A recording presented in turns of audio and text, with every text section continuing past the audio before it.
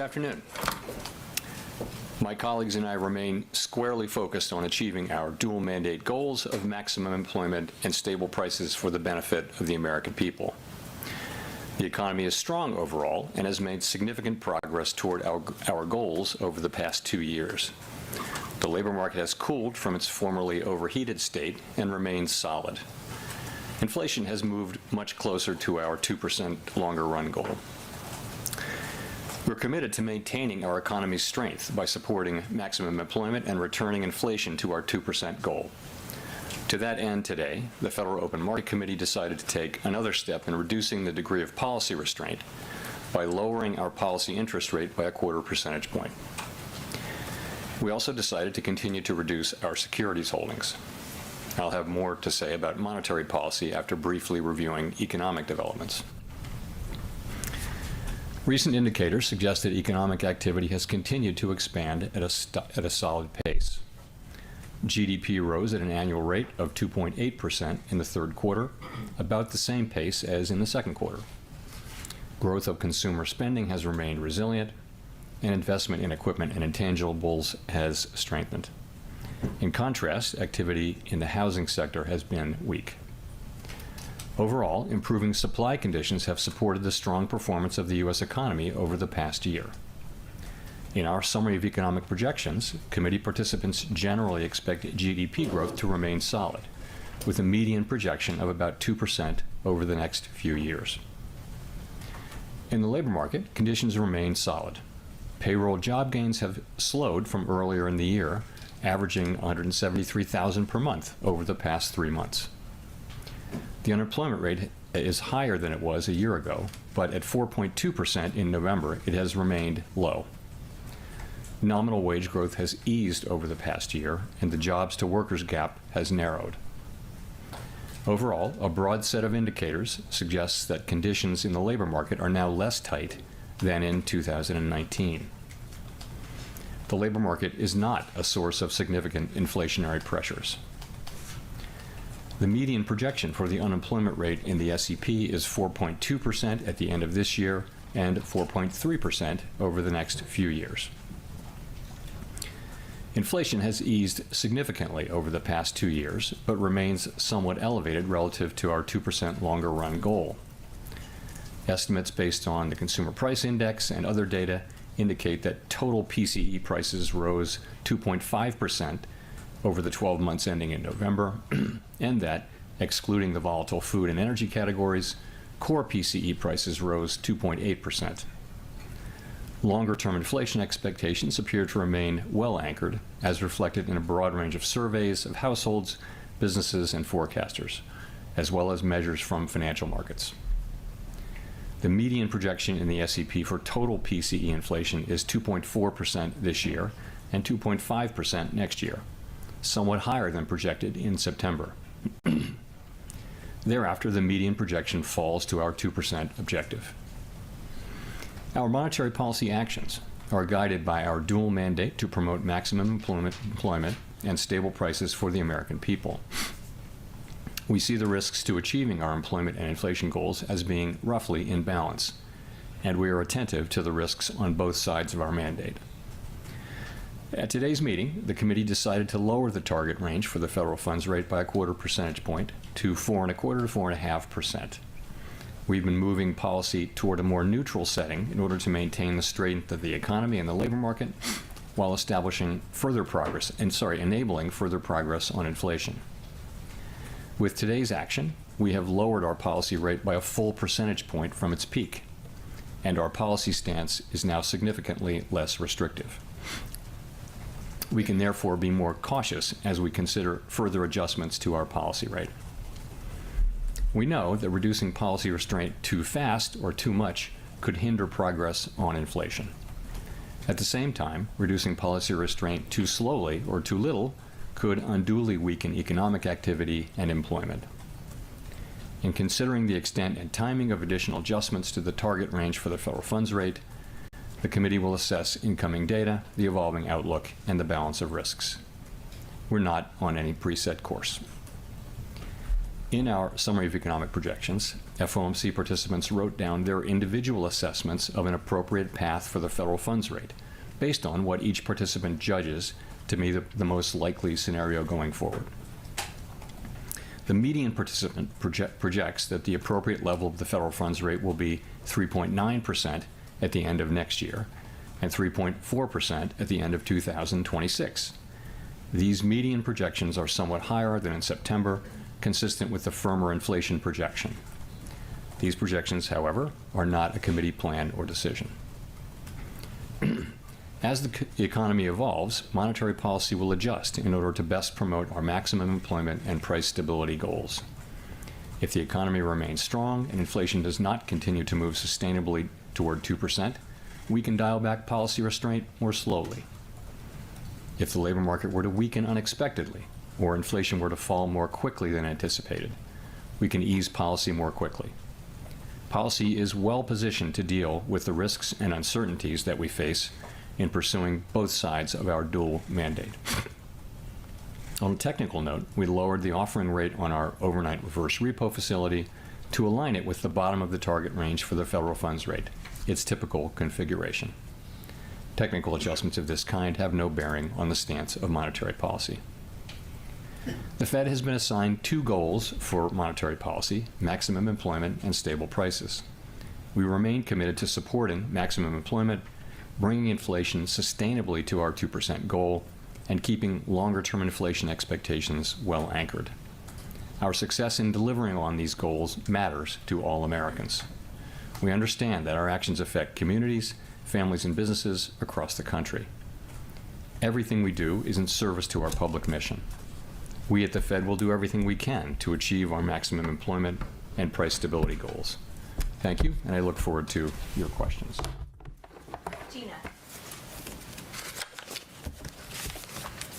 Gina Smialik with the New York Times. Thank you for taking our questions. I wonder if you could talk a little bit about why officials think it's appropriate to cut rates at all in 2025 if inflation is expected to remain firm throughout the year. And what would you expect at this point the timing might look like? Would a January cut potentially be possible, or does a pause next month seem more likely? Well, so let me start by saying why we cut today and then move to 2025. So I would say today was a closer call, but we decided it was the right call because we thought it was the best decision to foster achievement of both of our goals: maximum employment and price stability. We see the risks as two-sided: moving too slowly and needlessly undermine economic activity in the labor market, or move too quickly and needlessly undermine our progress on inflation. So we're trying to steer between those two risks. And on balance, we decided to go ahead with a further cut, and I'll give you some details on why. Downside risks to the labor market do appear to have diminished, but the labor market is now looser than pre-pandemic, and it's clearly still cooling further, so far in a gradual and orderly way. We don't think we need further cooling in the labor market to get inflation down to 2%. Job creation is now well below the level, or certainly below the level, that would hold unemployment constant. The job finding rate is low and declining, and other measures such as surveys of workers and businesses, quits, things like that, broadly show a much cooler labor market than we had in 2019. It's still quite gradually cooling. So we keep an eye on that. Inflation, we see that story as still broadly on track, and I'll tell you why. We've made a great deal of progress. 12-month core inflation, as I mentioned, through November is estimated at 2.8%, down from a high of 5.6%. But 12-month inflation has actually been moving sideways as we are lapping the very low readings of late last year. Housing services inflation actually is steadily coming down now, albeit at a slower pace than we might like, but it has now come down substantially, and it is making progress slower than hoped. And we've had recent high readings from non-market services and some bumpiness for goods. So I'll just say, so remember that we coupled this decision today with the extent and timing language in the post-meeting statement that signals that we are at or near a point at which it will be appropriate to slow the pace of further adjustments. You ask about 2025.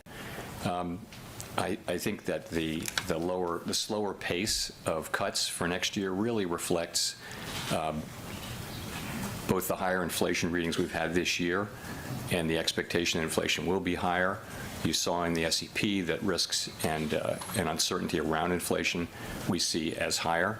Nonetheless, we see ourselves as still on track to continue to cut. I think the actual cuts that we make next year will not be because of anything we wrote down today. We're going to react to data. That's just a general sense of what the committee thinks is likely to be appropriate. Sorry, just one quick follow-up. Why, I guess, would you make those cuts? Like, what would be the trigger to cut? So we're to cut further after this point. I would say it this way: we've reduced our policy rate now by 100 basis points. We're significantly closer to neutral. At 4.3% and change, we believe policy is still meaningfully restrictive. But as for additional cuts, we're going to be looking for further progress on inflation, as well as continued strength in the labor market. And as long as the economy and the labor market are solid, we can be cautious about as we consider further cuts. And all of that is reflected, to your question, in the December SEP, which shows a median forecast of now 2 cuts next year compared to 4 in September. Howard Schneider with Reuters, and thanks for the opportunity to ask you a question. So this does seem similar to the dynamic in 2016 during the last transition to a Trump administration, where the committee saw slightly tighter policy, in part in expected anticipation of the fiscal policy stance that was seen evolving over the year. Some of it was a data mark-to-market exercise, and some of it was anticipation of fiscal. What's the split on this one? How much of this was accounting for inflation data that was coming in, and how much of it is expecting that there will be inflationary fiscal policy next year? I'd say I'd point to 5 or 6 things, and let me start by saying that we think the economy is in a really good place, and we think policy is in a really good place. Let's remember that the economy is growing 2.5% this year, that inflation has come down by 50% from 5.6% to 2.6%. Headline inflation is 2.5% on a 12-month basis. We're actually in a really good starting place here. But since, so what's really driving the slower rate cut path? First thing is growth is stronger, right? The economy grew faster in the second half of 2024 so far than we had expected, and is expected to be above what our expectations in September next year as well. Unemployment is lower, and in the SEP you'll see that participants think that the downside risks are less and uncertainty is less. So that's more strength, right? Inflation is higher, as we talked about. Inflation's higher this year. It's also higher in the forecast next year. I'd also point out that we're closer to the neutral rate, which is another reason to be cautious about further moves. But then getting to your point, there's also there's uncertainty. Uncertainty around inflation, I pointed out, is actually higher. It's also in the case of some people, the way I would say it is this: some people did take a very preliminary step and start to incorporate highly conditional estimates of economic effects of policies into their forecasts at this meeting, and said so in the meeting. Some people said they didn't do so, and some people didn't say whether they did or not. So we have people making a bunch of different approaches to that. But some did identify policy uncertainty as one of the reasons for their writing down more uncertainty around inflation. The point about uncertainty is it's kind of common sense thinking that when the path is uncertain, you go a little bit slower. It's not unlike driving on a foggy night or walking into a dark room full of furniture. You just slow down, and so that may have affected some of the people. But as I said, there's a range of approaches on the committee. If I could follow up on that, you mentioned the risk and uncertainty indexes toward the back of the document. The upside risk to inflation jumped quite substantially. The only thing really that's happened, you mentioned that the disinflationary story remains intact, yet the risk weighting has jumped to the upside. The only real thing that's happened is November 5th in the meantime. Is it fair to say that that's what's driving the higher sense of upside risk on inflation? Actually, that's not the only thing that's happened. What's happened is that our forecasts for inflation for this year, I think, are 0.5 higher than they were in September. So you had 2 months of higher inflation in September and October. as I mentioned, November is back on track. But once again, we've had a year-end projection for inflation, and it's kind of fallen apart as we've approached the end of the year. So that is certainly a large factor in people's thinking. I can tell you that might be the single biggest factor is inflation has once again underperformed relative to expectations. It's still going to be between 2.5 and 3. It's way below where it was, but we really want to see progress on inflation. As I mentioned, as we think about further cuts, we're going to be looking for progress on inflation. We have been moving sideways on 12-month inflation as the 12-month window moves. That's in part because inflation was very, very low measured in the fourth quarter of 2023. Nonetheless, as we go forward, we're going to want to be seeing further progress on bringing inflation down and keeping a solid labor market. Chris. Thank you, Chris Rugaber at Associated Press. Thanks for taking the question. In September 2018, the Fed staff in the Teal Book discussed a policy of looking through any new tariffs as long as there were one-time increases and inflation expectations remained anchored. Could you comment on if that analysis remains effective and any other thinking on tariffs generally that you can share? So I do think that the September 2018 Teal Book alternative simulations are a good place to start. I happen to have brought them here with me today. I'm sure you have them too. They're a good starting point, and I would just say, it's 6 years old analysis, but nonetheless, this is still, I think, the right questions to ask. And there were two simulations. One was seeing through, one was not. And I'd point you.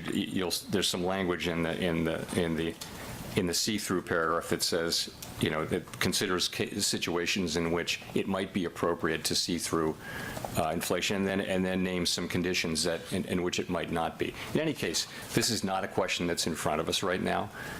We won't face that question. We don't know when we'll face that question. What the committee's doing now is discussing pathways and understanding, again, the ways in which tariff-driven inflation can affect, tariffs can affect inflation in the economy, and how to think about that. So we've done a good bit of work, all of us have, each of us has, and it puts us in position when we finally do see what the actual policies are to make a more careful, thoughtful assessment of what might be the appropriate policy response. Great. And just a quick follow-up.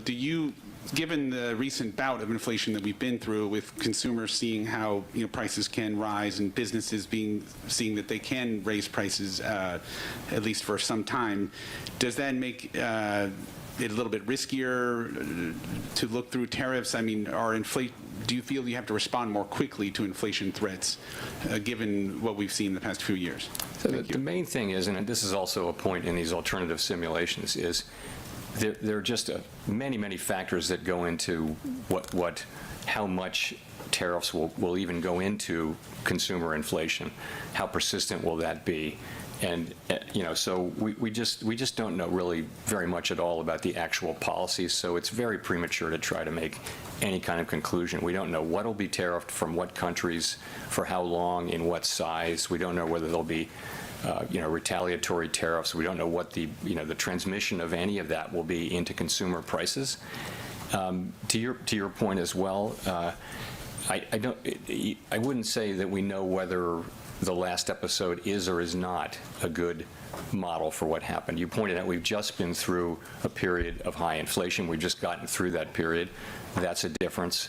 There was also quite a bit of diversion of trade away from China to other countries since that may have effects. I don't know. I just think we need to take our time, not rush, and make a very careful assessment, but only when we've actually seen what the policies are and how they're implemented.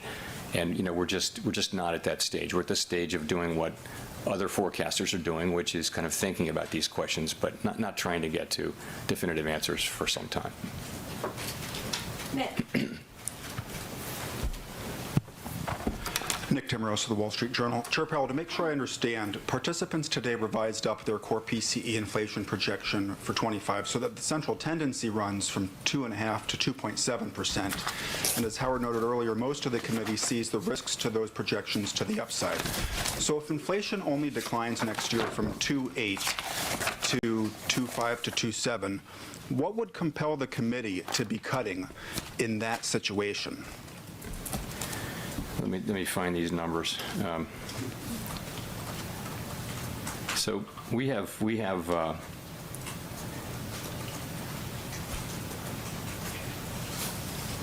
inflation coming down, core inflation coming down to 2.5 next year. That'd be significant progress. You see a slower path. I think that does take on board that we want to see real progress, but we'd be seeing meaningful progress to get inflation down to that level. That wouldn't be all the way to 2%, but it would be better than this year. This year will be 2.8 or 2.9. That would be meaningful. We also have to think about the labor market, and while we have the labor market forecast as being in good shape, we are also mindful that it is still out there very gradually cooling, so far in an orderly, gradual way. But it's also something we need to keep our eye on. I guess if I could follow up, if somebody looked at these projections and also the insertion of the extent and timing language in the statement, which has been used at times in the past when the committee thinks maybe it's going to be on hold for a while, and they said, gee, this looks like it could be the last rate cut for some time, would they be mistaken to infer that? So that's not any decision that we made at all. Let me explain extent and timing. So the sense of that wording is to make clear that if the economy does evolve about as anticipated, we're at a point at which it would be appropriate to slow the pace of rate cuts. So extent, that just relates to how much further we can reduce our policy rate consistent with getting to a neutral stance. Clearly, that distance has shrunk by 100 basis points. So it's significantly smaller. So that's the extent question. And we're going to be looking for further progress on inflation as well as a strong labor market to make those cuts. Timing just suggests, again, that we're at a place where we assuming the economy develops as expected, we're at or near a level that will make it appropriate to slow the pace of adjustment. So that's what we mean by that. We're not trying to make decisions about the longer run. We're trying to make sensible policy as we go.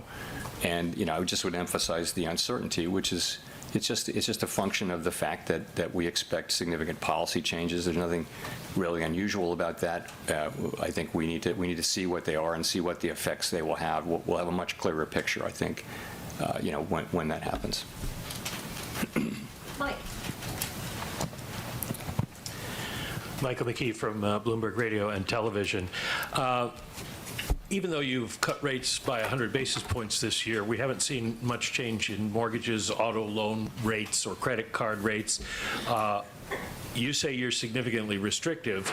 Are you running a risk that the markets are fighting against you and the economy could be more at risk of a slowdown than you anticipate? So the rates that you talked about are really longer run rates, and they are affected to some extent by Fed policy, but they're also affected by many other things. And longer rates have actually gone up quite a bit since September, as you well know, and those are the things that drive, for example, mortgage rates more than short-term rates do. So we look at that, but we look at all the financial conditions, and then we look at what's happening in the economy. So what we see happening in the economy, again, is, most forecasters have been calling for a slowdown in growth for a very long time, and it keeps not happening. So we're now well into another year of growth that looks like it might be 2.5%. Second and third quarters were right about at the same level. So the U.S. economy is just performing very, very well, substantially better than our global peer group. And there's no reason to think a downturn is any more likely than it usually is. So the outlook is pretty bright for our economy. We have to stay on task, though, and continue to have restrictive policy so that we can get inflation down to 2%. We're also going to be looking out for the labor market. We want to keep the labor market pretty close to where it is. We're pretty close to estimates of the natural rate of unemployment. Job creation is a little below the level that would keep it there, but nonetheless close. And so that's what our policy is trying to achieve. If I could follow up by asking about your formulation for beginning rate cuts included the phrase, we need to have confidence that inflation is moving down towards our target. Given the fact that you've raised your forecast for next year, do you have confidence or are you uncertain about the path of inflation going forward? So confidence was our test for raising rates, and we made. Look at the broader sweep. We've made just a great deal of progress. We're well into the twos in core inflation, and around 2.5 or even lower than that we have been for headline inflation. So I would say I'm confident that inflation has come down a great deal, and I'm confident in the story about why it's come down and why that portends well. And I'll tell you why.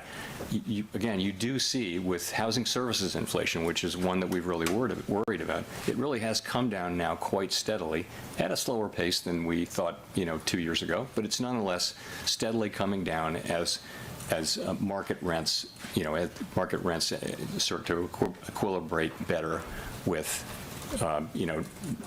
new leases that turn over, not new tenants, but new leases. Market rents is new leases. So that's happening. That process is ongoing pretty much as we expect.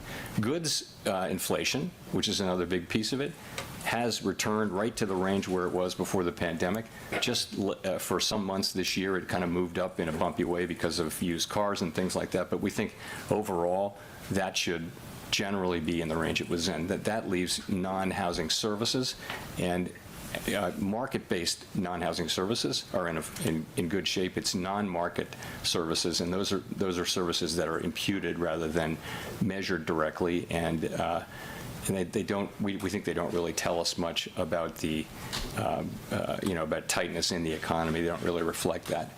I mean, a good example is financial services, which is really done off of asset prices, and that's how that inflation works. So the overall picture, the story of why inflation should be coming down, is still intact. In particular, the labor market. Look at the labor market. It is cooler by so many measures now, modestly cooler than it was in 2019, a year when inflation was well under 2%. So it's not a source of inflationary pressures.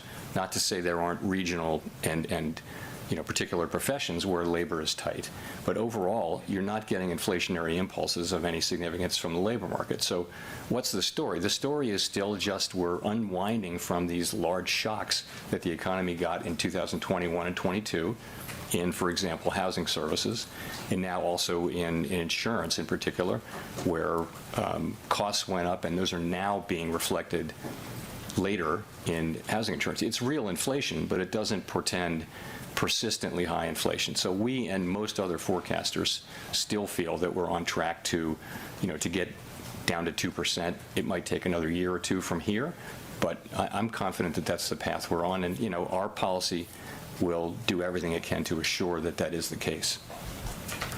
Colby.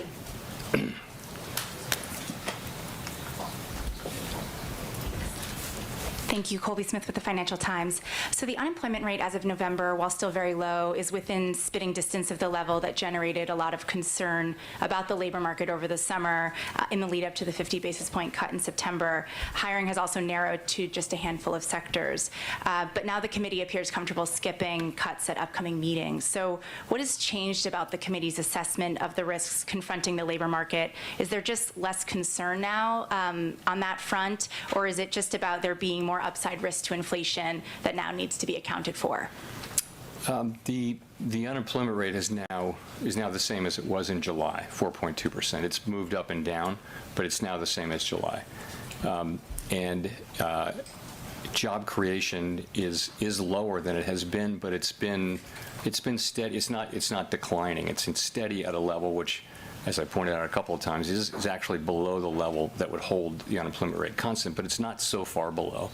So you might if we have the break-even level right, and if job creation continues at that level in the establishment survey, then you would get a tenth maybe every other month kind of thing. So gradually declining. We don't have that kind of precision in this. So, but you're right, though, and I read out some of the reasons. We do think the labor market is still cooling by many measures, and we're watching that closely. It's not cooling in a quick or in a way that really raises concerns. I think, you pointed out, participants in the FOMC really thought that the risks and uncertainty had improved relative to the labor market. And it's because things have just gotten a little bit better. It doesn't, the unemployment rate flat and things like that. Nonetheless, we're watching it closely.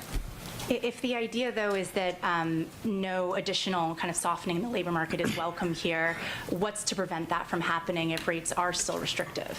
So what I said is we don't think we need further softening to get to 2% inflation. That's what I'm saying. Not that it's not welcome.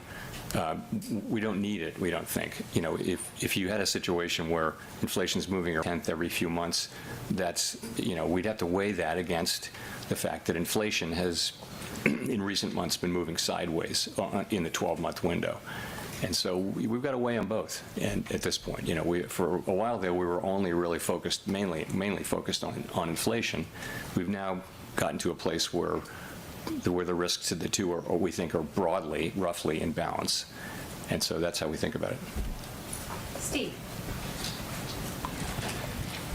Mr. Chairman, I did not hear you use the word recalibration today. And I'm just wondering if the recalibration phase is over and what you might call this new phase and whether the criteria for changing rates is somehow different and higher than it was before. Thanks. We're not renaming the phase yet, but we may get around to that. But no, I would say we are, though, in a new phase in the process, as I said. So, and that's just because we've reduced our policy rate by 100 basis points. We're significantly closer to neutral.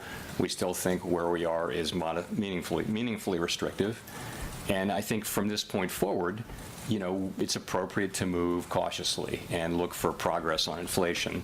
We've done a lot to support economic activity by cutting 100 basis points, and that's a good thing. I support the decision, and I think it was the right decision to make. I think from now, we are in a place where the risks really are in balance, and we need to see progress on inflation. And that's how we're thinking about it. So it is kind of a new thing. We moved pretty quickly to get to here, and I think going forward, obviously, we're going to be moving slower, which is consistent with the SEP. I wonder if I could follow up and ask you how much you or the committee are looking through some of the high numbers we've had in the recent inflation numbers. For example, cars being up maybe because of the hurricanes, eggs because of the avian flu, that kind of stuff, and then looking forward perhaps to housing inflation coming down as it did in the recent report. So we always try to be careful about not throwing out the numbers we don't like. It's just an occupational hazard is to look, those high months are wrong. What about the low months? We have a very low month potentially in November. It's estimated by many to be in the mid-teens for core PCE. So that could be idiosyncratically low. We try to look at not just a couple or 3 months. We shouldn't have, our position shouldn't change based on 2 or 3 months of good or bad data. We have a long string now of inflation coming down gradually over time. As I mentioned, 12-month, I think it's 12-month headlines 2.5, 12-month core is 2.8. That's way better than we were. We still have some work to do, though, is how we're looking at it, and we need policy to remain restrictive to get that work done, we think. Neil. Thanks, Chair. Thank you, Chair Powell. Neil Irwin from Axios. Financial markets have been very buoyant really all year. Is the committee comfortable with where financial conditions are, or do you see a risk that looseness in financial conditions could undermine progress on your inflation target? So we do look carefully at financial conditions, of course. That's part of what we do. But, we really look carefully at is the performance of our goal variables and how are we affecting the economy. So what we've seen over the course of, just take the last year, we've seen inflation, over the last couple of years, come down a lot. We've seen the labor market cool off quite a bit. That suggests that our policy is restrictive. We can also look more directly at the parts of the economy that are affected by that are interest sensitive, like particularly housing. Housing activity is very low, and that's partly significantly because of our policy. So we think our policy is working, it's transmitting, and it's having the effects on our goal variables that we would want. A lot of things move financial conditions around, as you know. and we don't really control those. But I'd say we see the effects we're hoping to see on the goal variables and the places where we'd expect to see it. So if I may, speaking of assets that have been buoyant, do you see any value or benefit in the U.S. government building a reserve of Bitcoin? So, you know, we're not allowed to own Bitcoin. The Federal Reserve Act says what we can own, and we're not looking for a law change. That's the kind of thing for Congress to consider, but we are not looking for a law change at the Fed. Andrew. Hey, happy holidays, Mr. Chairman. Thanks for taking our questions. I was wondering if you are satisfied with the way 2024 is ending, if you're confident that we've avoided the recession that forecasters were predicting as inevitable a couple years ago. I think it's pretty clear we've avoided a recession. I think growth this year has been solid. It really has. PDFP, private domestic final purchases, which we think is the best indicator of private demand, is looking to come in around 3% this year. This is a really good number. Again, the U.S. economy has just been remarkable, and it's when in these international meetings that I attend, this has been the story, is that how well the U.S. is doing. And if you look around the world, there's just a lot of slow growth and continuous struggle with inflation. I feel very good about where the economy is and the performance of the economy, and we want to keep that going. The other thing I just wanted to ask about was the you guys have noted that the unemployment rate is still low. However, employment rates have fallen rather quickly. The prime age employment rate has fell by about 0.5% rather recently. The question, I guess, is do you think there's maybe more downside momentum in the labor market than the unemployment rate alone is signaling? I don't think so, no. I think overall, if you look at it, prime age participation is still very high. What's going on in the labor market is that the hiring rate is low. So if you have a job, you're doing very well, and layoffs are very low, right? So people are not losing their jobs in large numbers, unusually large numbers. If you are looking for a job, though, the hiring rate is low, and that's a signal of lower demand. It has come down. So we look for signs like that, and that's clearly a sign of softening, further softening. I didn't mention it earlier, but I think you can see an ongoing gradual softening in the labor market. Again, not something we need to see to get 2% inflation, and you know that's part of the reason that explains why we moved ahead today with the action with an additional cut. So, but you take a step back, the level of unemployment is very low. Again, participation is high, wages are at a healthy and ever more sustainable level, wage growth, and so the labor market. This is a good labor market, and you know we want to keep it that way. Thanks. Amara. Thank you. Amara Mokway from Bloomberg News. I just want to put a finer point on the labor market. Can you keep the labor market this way, in the strong position that you have described, without further cuts? In other words, do you still view the labor market as needing support to protect against a further cooling? You know, we can't know that with any tremendous certainty. I will say that we think that our policy balances the risks. We think the risks are roughly in balance as between the two mandates, and we think the labor market is in solid shape. And when I say it's softening or cooling, it's a very gradual process. You know, job creations are meaningfully positive. Wages are, you know, if anything, still a bit above what would be sustainable if productivity were to revert to its longer run trend. If you take into account the high productivity readings we've had, then wages are already at a sustainable level relative to 2% inflation. So I don't want to overstate the downside in the labor market, because the downsides clearly appear to have diminished. Nonetheless, it's one of our mandate goals, and you know, we pay close attention to it, and it's worth noting that it is still gradually cooling, gradually and in an orderly way. And you know that's how I would characterize it, and that's why we're paying careful attention. Elizabeth. Thanks so much, Chair Powell. Elizabeth Schulze from ABC News. As you've noted, the Fed is now forecasting higher inflation next year. High prices are still a burden for so many households right now. Why do you think it is that inflation is proving to be more stubborn than you'd expected? You know, it breaks down into a long answer if you want, but it just has been a little bit more stubborn. I think if you go back 2 or 3 years, many people were saying that to get this far down, we would have had to have had a deep recession and, you know, high unemployment by now. Well, that has not been the case. So, you know, the path down has actually been much better than many predicted. We've managed to have the unemployment rate remain essentially at its longer run natural rate, while inflation has come down from, you know, core PCE inflation has come down from 5.6% to 2.8% on a 12-month basis. So that's a pretty good outcome. Why hasn't it come down? One reason is that just a technical issue around the way we calculate housing services, and that process has been slower than market rents are showing up more slowly in that measure than we might have thought 2 years ago. So that's part of it. I think there are other parts of the story, but you know, what I think people are feeling right now is the effect of high prices, not high inflation. So we understand very well that prices went up by a great deal, and people really feel that, and it's prices of food and transportation and heating your home and things like that. So there's tremendous pain in that burst of inflation that was very global. This was everywhere in all the advanced economies at the same time. So now we have inflation itself is way down, but people are still feeling high prices, and that is really what people are feeling.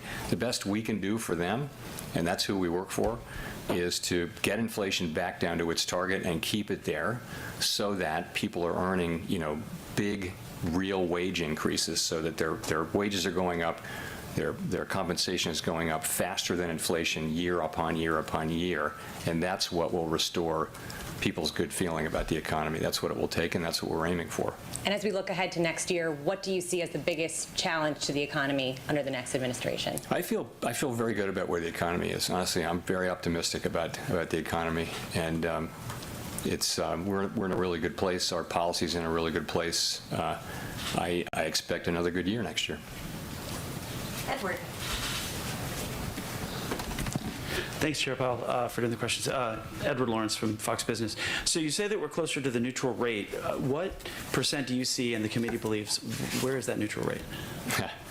So I'll say a couple things. First of all, when we write, the thing we write down in the summary of economic projections is the longer run neutral rate, which is the neutral rate at a time when supply and demand are in balance, the full economy is in balance, and no shocks are hitting the economy. That is not where we are right now. So when we're making monetary policy at the Fed, that's not the question we're asking. So you can't do a straight read between those longer run numbers that we write down and what we think the appropriate policy should be. So basically, at any given time, various shocks are hitting the economy. And so what we're doing in real time is we're looking at our policy stance, and we're looking at the way it's hitting the economy. And particularly, we look at the effects it's having as we try to move the economy toward maximum employment and price stability. And the answer can be, there are things that affect the economy that are lasting but not permanent. And the ones that are permanent are the ones that would be in our star. The ones that could be lasting but nonetheless go away over time, they could actually affect what's sort of technically the appropriate neutral stance in near term. So we're looking at that, and we don't know exactly where it is, but as I like to say, we know it by its works. And I think what we know for sure is that we're 100 basis points closer to it right now. There are many estimates of where that might be, and we know we're a lot closer to it, and I think we're in a good place, but I think from here, it's a new phase, and we're going to be, cautious about further cuts. But I think that the markets are looking for a little more clarity. I mean, I've heard estimates from 2.9% to 4%. I think the markets would like to see a little more clarity about a year out, 18 months out, as to where that goalpost, for lack of a better term, is, because at the moment it looks big. Yeah, I mean, honestly, there are countless models of what a neutral rate might be at any given time. There are empirical models, there are theoretical models, there are things that combine them, and they have as many different answers as you'd like. So there is no real certainty. And I mean, it's actually a good thing to know that we don't know exactly where it is. So you're not tempted to think, oh, I think this model or this estimate is right. You just have to be open to, the empirical data that are coming in and also how it's affecting the outlook. And it's not made any easier by the fact that, that our policy works with long and variable lags. Nonetheless, that is the job we have, and so I think it's appropriate for us now to proceed cautiously, now that we're 100 basis points closer to neutral, and we'll do so. Meanwhile, the economy seems to be in good shape, and these cuts will certainly help to support economic activity and the labor market, while we can still make progress on inflation because policy is still meaningfully restrictive. Victoria. Hi, Victoria Guida with Politico. I just wanted to make sure I understood what you were saying at the beginning about inflation. Are you saying that progress on core PCE counts as progress on inflation even if headline inflation ticks up? And then also, since that's what's projected in the SEP, I was wondering, what accounts for that? Why do you all see core PCE going down and potentially headline inflation ticking up? So, and as I imagine the goal overall is headline inflation because that's what people experience. People don't experience core inflation, they experience inflation, and that includes food and energy costs. So that's the overall goal. But, as we know, headline inflation contains energy and food, and those prices can fluctuate for reasons that are not related to tightness in the economy and therefore are not really good predictors of future inflation. So it turns out that core inflation is a better predictor of overall inflation than overall inflation is. So we look at core inflation because it's a better measure of what future inflation is likely to be because it's a better measure of what inflation pressures exist. So it's complicated, but ultimately our goal is headline, not core. So your second question was what? Why do you all see core going down but headline potentially ticking up? So headline can be affected. You're talking about next year. Mm-hmm. Yeah, so headline can be affected by energy prices and food prices. So that there will be things in the headline forecast that are to do with forecasts of energy prices, whereas core will be, if you look at core going out a full year, then it'll be much more driven by things like tightness in the economy. So that's why the two can go in different directions. Headline has been lower, as you know, most of this year, but that's because energy prices have been coming down, which is a great thing for people, but energy prices will come down and then they will go up, and it won't really be telling us anything about how tight the economy is and how future inflation will perform. Do geopolitical risks factor in at all to how you're thinking about energy prices? So we monitor geopolitical risks really quickly, but really carefully rather. But I would say so far those risks nothing has come out of those risks that has really been important for the United States economy. The single thing that you would look to is the price of oil, given that we're talking about the Middle East and Ukraine, but that is a good summary statistic for the kind of thing that could go wrong with global turmoil. But the price of oil has been coming down, and because of global supply conditions. So the U.S. is not feeling really the effects of geopolitical turmoil, but we are certainly at a time of elevated geopolitical turmoil, and it remains a risk. Kelly. Thanks, Chair Powell. Kelly O'Grady from CBS News. I want to go back to something that you said a minute ago, that wage growth is outpacing inflation now. It wasn't the case for some time, of course. It's partly why Americans haven't felt much relief in their wallets from prices yet. But with inflation ticking up, how worried are you the progress in closing that gap could go away? Yeah, so inflation, again, we don't react to a couple of months of higher readings or a couple of months of lower readings. And what we had was we had 4 months of really nice readings, and then September and October were higher, but then November is much lower. So I don't really think the public is experiencing that as a surprising upside risk to inflation. I think inflation is much lower. What the public is feeling, and they're right about it, is that prices are just, the price level went up because of the past inflation. And it's going to take some time for real wages to recover over a period of years in which your real compensation is growing. And in other words, your compensation is growing meaningfully faster than inflation. That's exactly the kind of economy we have now, and we just want to hold on to it. That process will probably take some years, but that's what's going on right now. And I don't think that a couple of months of higher inflation really signal that anything of the nature you're suggesting. And just one follow-up. Let's look more long-term. You previously predicted hitting the 2% inflation target in 2026. It's now been pushed out to 2027. You said you're focused on enabling further progress on inflation. That's not necessarily progress in the right direction. Are you confident that target isn't going to move further out? We're talking about when you're projecting the economy, 3 years out, 2 years out, you're talking about high uncertainty. Very high uncertainty. We really, at that point, it's not possible to confidently predict where the economy is going to be in 3 years. So what we're doing is we're looking at what's happening now, and we're kind of projecting that the same kinds of things are happening. So we keep a strong labor market.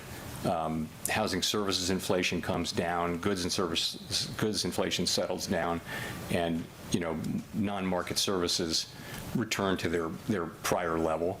All of those things should happen over time, and those pieces come together. There's every reason to think that they will. The timing of it is highly uncertain. But you're not wrong, though, that it's been a bit frustrating because while we've made progress, it has been slower than we had hoped. Nonetheless, we're still on track, and I think if 2 years ago you'd said we were at 4.2% unemployment and 2.8% inflation, people would say, "I'll take that." I mean, that's a pretty good interim place to be. Job's not done, but I think we're feeling good about where we are and where we're headed. Go to Nancy for the last question. Hi, Chair Powell, Nancy Marshall-Genzer from Marketplace.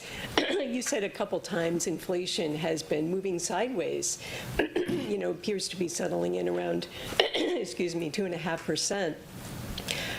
Do you think the Fed is just going to have to settle for that and accept that you're not going to get to your 2% target? No, we're not going to settle for that. I think we certainly have every intention and expectations that we'll get inflation back sustainably to 2%. That is, and I am confident we will achieve that. It has taken longer, but you have to be, we are making progress. We have made a great deal of progress, and we'll continue to do so and get back to 2% inflation. That's what we owe the public, and we're committed to achieving it. In that case, can you rule out a rate hike next year? You don't rule things completely in or out in this world. That doesn't appear to be a likely outcome. I think we're at 4.3%. That's meaningfully restrictive, and I think it's a well-calibrated rate for us to continue to make progress on inflation while keeping a strong labor market. So, thank you very much.